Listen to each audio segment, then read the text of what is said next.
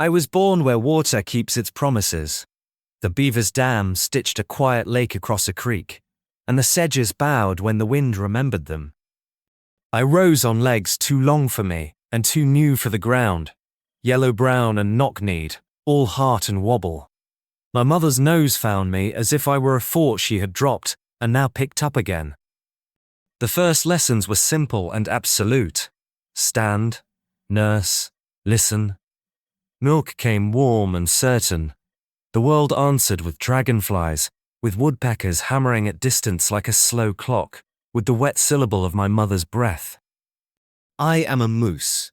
Sound is a kind of weather to me. Birch leaves hold a green whisper when they are honest, and a silver lie when they hide a hunter's step. Raven talk is a black ribbon.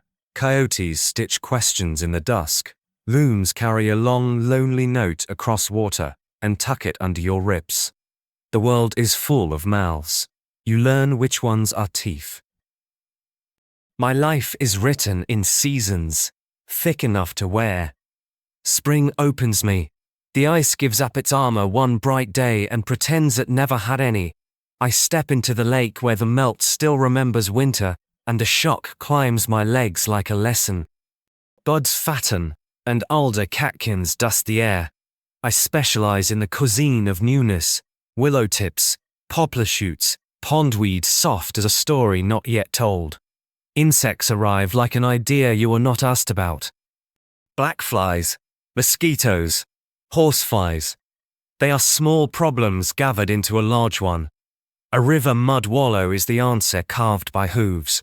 I kneel into it with the seriousness of prayer and rise wearing a dark armor that hums. Summer fattens the world. I walk the slow aisles of drowned forests, my knees quietly parting watergrass, my muzzle plunging deep for pond lilies that taste like coins hammered from sunlight. Moose are built for this. The long legs, the shoulder hump, the dewlap that sways like a clock you don't need to wind. I browse until the hunger quiets its clatter. Calves grow into their faces and misjudge the distance to everything. My mother once broke a willow as if it were an argument, and showed me how to eat patiently, as if patience itself had flavor. There are predators. Wolves wear winter in every month. A pack is a moving geometry, triangles and arcs, a problem set answered with endurance. A bear is a rumor with weight. I learned early that running is not panicking, and water is not escape, unless you make it your home in that moment. In the river, my body is a boat that remembers being a mountain. On land, I am slower than fear, but faster than certainty. Most days the calculus resolves to distance and mutual disinterest. Some days it does not.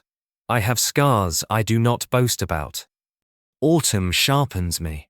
My antlers grow all summer under velvet, soft and blood-rich, and in September I strip them against spruce and alder until they ring like clean bones. Antlers are not a crown, they are a seasonal argument you wear on your head. In rot, my voice becomes a long, hollow call that holes itself across muskeg and water like fog with a purpose. I rake, I wallow, I challenge.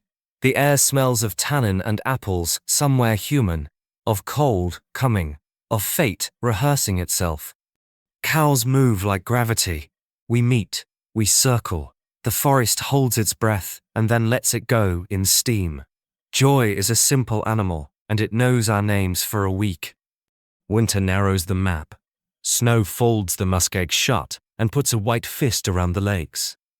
I trade water for willow bark and speed for strategy. Trails appear, their bottoms polished by my own weight, day after day. A modest habit turned into survival.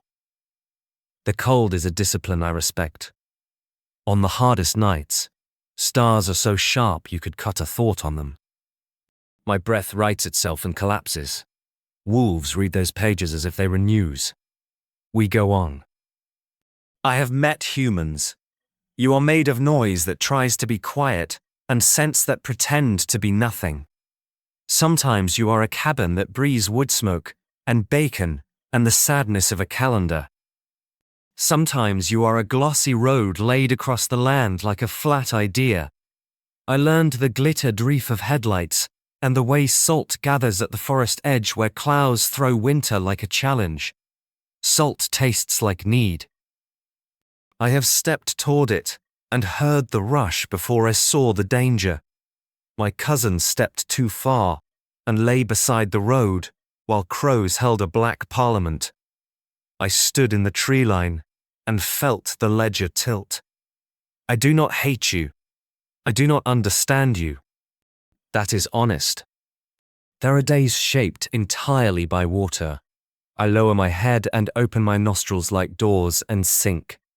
The lake roof closes above me, and the world becomes a sifted green.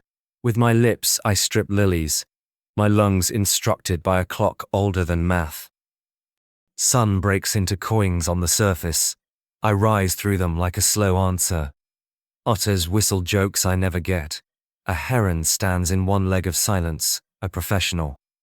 Beavers haul sticks larger than their bodies and rebuild the same idea every night. I approve. There are also small, necessary elegances. How a calf fits exactly under a belly when the wind tastes like coyotes. How hooves spread on mud with a patient intelligence. How a spruce bough will clear a horsefly if slapped just so. I know the bridges where moose cross the same stream for a century, and the single dead pine that clicks in any wind, and therefore can be trusted. Once, when my antlers were wide, and the night was far from the road, I answered a human call. It was good, low, lonely, shaped like us. I walked out of birch and shadow into a meadow poured with moonlight. Instead of a cow, there was a box on 3 legs, and a human with a smile like a bared tooth that meant triumph, not threat. He did not lift a weapon. He lifted a glass eye. The small sun that popped from it surprised me. He wrote me into his device and whispered beautiful. I cannot use that word on myself, but I carried the moment a long way, the way you carry a leaf in your fur, without noticing until it is gone. And this too, when I put my nose down to the earth and breathe, the world smells like it has always been waiting for me to arrive at that exact spot and say, with the patience of hooves and the honesty of hunger, here.